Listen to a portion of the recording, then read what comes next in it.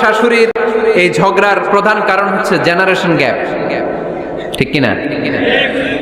শাশুড়ি এক জেনারেশনের আর বৌমা আরেক জেনারেশনের। শাশুড়ি ভাবে একরকম, বৌমা ভাবে আরেক রকম।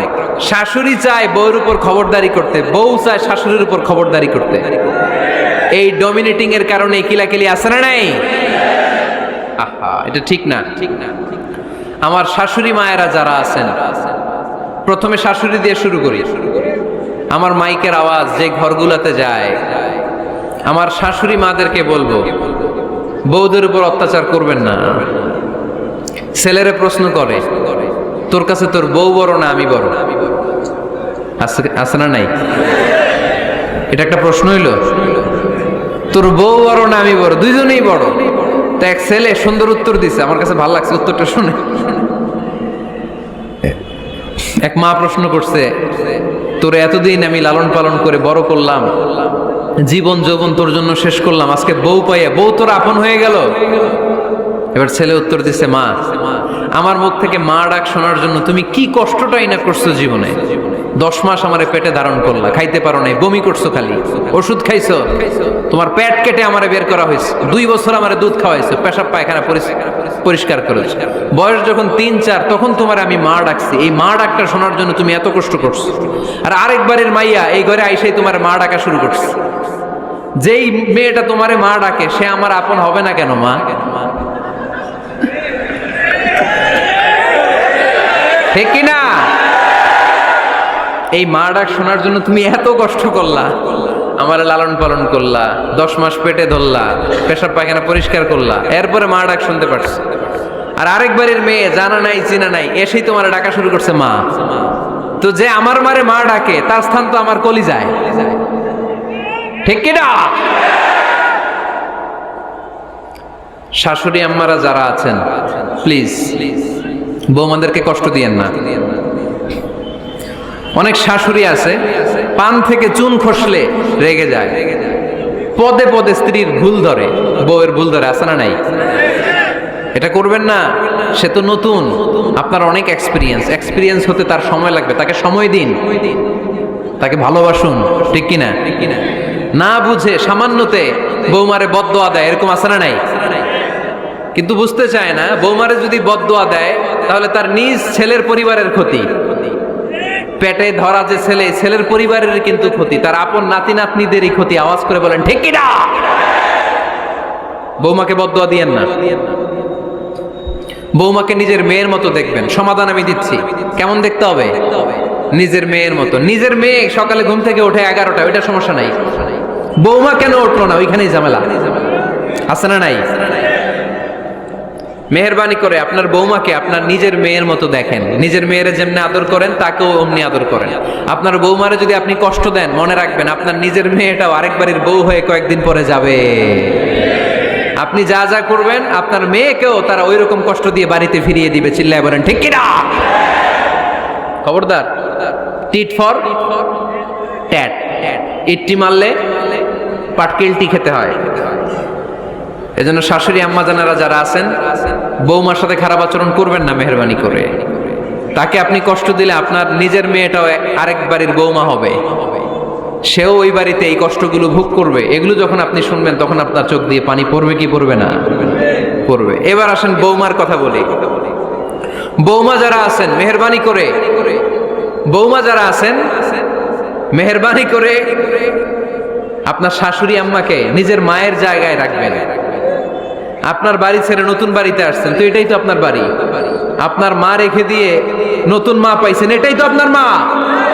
তো ওনাকে মায়ের জায়গায় বসাতে আপনার সমস্যাটা কোথায়? বৌমারা খেয়াল রাখবেন, আপনি আপনার শাশুড়ির সাথে যে আচরণটা করতেছেন, আপনার শেষ বয়সে আপনার ছেলের বিয়ে দেওয়ার পরে যেই বৌমাটা আসবে ওই আচরণই আপনাকে ফিরিয়ে দিবে। The nature has its own return. প্রকৃতির একটা মাইর আছে, এটা শেষ মাইর, এটা শেষ খেলা। প্রকৃতির খেলা বড় খেলা। আপনি আপনার শাশুড়ির সাথে যে আচরণ করবেন, আপনার শেষ বয়সে আপনি একদিন শাশুড়ি হবেন, এটা মাথায় রাখবেন। ওই আচরণই আপনি ফিরে পাবেন। আওয়াজ করে বলতে হবে ঠিক কিনা? এজন্য 9 নাম্বার পয়েন্টস হচ্ছে মিউচুয়াল রেসপেক্ট।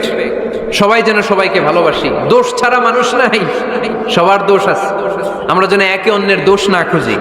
বৌমারা, আপনাদের কেন যদি আমার মাইকের আওয়াজ যায়, অল্প কিছু টেকনিক অবলম্বন করলে আপনি আপনার শাশুড়ির মন জয় করতে পারবেন। শাশুড়িরা আসলে বেশি কিছু চায় না, আগের জামানার মানুষ তো, এদেরকে ওইভাবে হাত করতে হবে। মাঝে মাঝে একটু শাশুড়ির মাথায় তেল দিয়ে দেন, চুলে তেল দিয়ে দিবেন আর কি, মাঝে মাঝে চুল আশ্রয় দিবেন, এগুলো কিন্তু খুব পছন্দ করে শাশুড়িরা।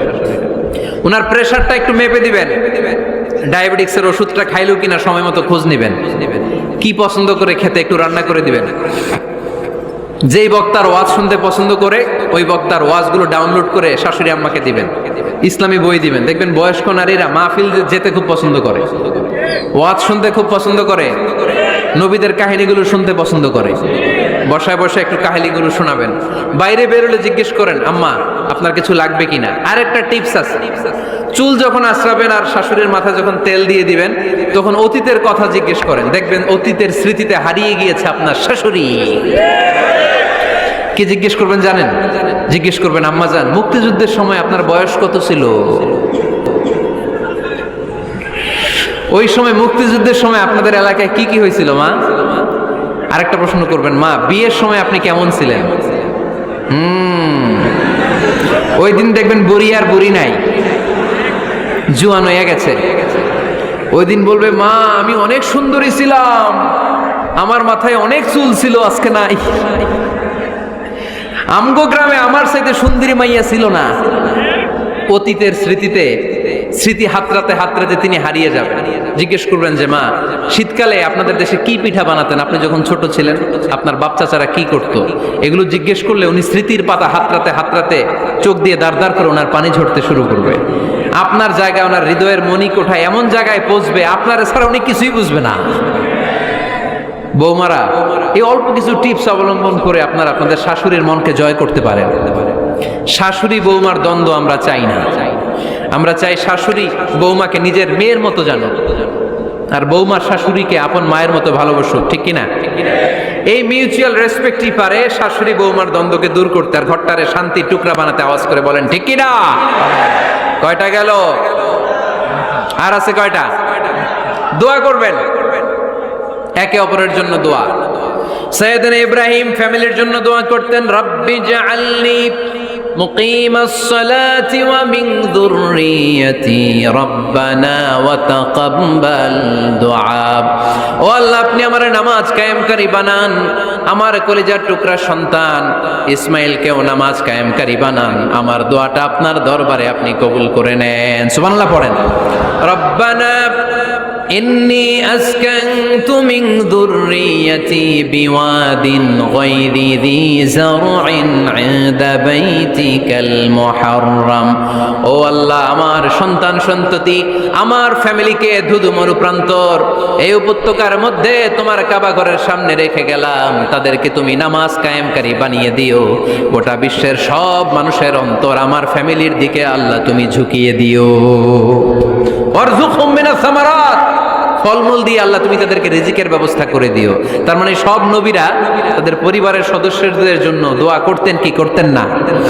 আবার কোরআন আমাদেরকে শিখালো, রব্বানা হাব লানা মিন আজওয়াজিনা ওয়া মিন যুররিয়াতিনা কুররাতা আ'য়ুন ওয়াজআলনা লিল মুত্তাকিনা ইমামা। ও আল্লাহ, এমন নেককার সন্তান, এমন নেককার স্ত্রী আপনি আমাকে দান করেন যাদের দিকে তাকালে আমার চোখ দুইটা ঠান্ডা হয়ে যায়। চক্ষু শীতলকারী স্ত্রী দেন। বিয়ে যাদের হয় নাই, ইয়াং ছেলেরা এই দোয়াটা করবা। বিয়ের জন্য দোয়ার দরকার আছে না নাই? প্রতিদিন এই দোয়া করবা, আল্লাহ এমন স্ত্রী দেন, এমন জীবন সঙ্গিনী আপনি আমাকে দেন, এমন লাইফ পার্টনার দেন যার দিকে তাকালে আমার চোখ জুড়িয়ে যায়। এমন সন্তান আল্লাহ আপনি আমার ফ্যামিলিতে দেন যাদের দিকে তাকালে আমার চোখ দুইটা ঠান্ডা হয়ে যায়। নেককার সন্তান, নেককার স্ত্রী আল্লাহর কাছে দোয়া করে চেয়ে নিতে হয়। তাহলে ফ্যামিলি মেম্বার একে অপরের জন্য দোয়ার দরকার আছে না নাই? বাবা দোয়া করবে ছেলের জন্য, ছেলে করবে বাবার জন্য, মা দোয়া করবে মেয়ের জন্য, মেয়ে করবে মায়ের জন্য, ভাই করবে বোনের জন্য, বোন করবে ভাইয়ের জন্য। দোয়ার দরকার আছে না নাই? দোয়া করবেন সবাই সবার জন্য। এই যে কোরআনের বঙ্গানুবাদ পাওয়া যায় না এখন, কথা বলেন, স্মার্টফোন আছে কার কার দেখি? হ্যাঁ, কারা কারা স্মার্ট দেখি? হাজার হাজার স্মার্ট, মাশাআল্লাহ। এই স্মার্টফোনের ভেতরে আল কোরআন নামে বাংলায় কোরআনের একটা অ্যাপস পাওয়া যায়। কথা বলেন, পাওয়া যায় কি যায় না? আজকে থেকে এই অ্যাপসটা ডাউনলোড করে প্রতিদিন 1 আয়াত 2 আয়াত 3 আয়াত করে পড়া শুরু করে দেন। বাঁচতে হলে পড়তে হবে, বাঁচতে হলে জানতে হবে, ঠিক কিনা? এই স্লোগান আমাদেরকে শিখায়। এই স্লোগান তো আল্লাহ, এই স্লোগান দিয়েই তো আল্লাহ কোরআন শুরু করছে, ইকরা বিসমি রাব্বিকাল্লাযী খালাক। বাঁচতে হলে জানতে হবে, বাঁচতে হলে পড়তে হবে।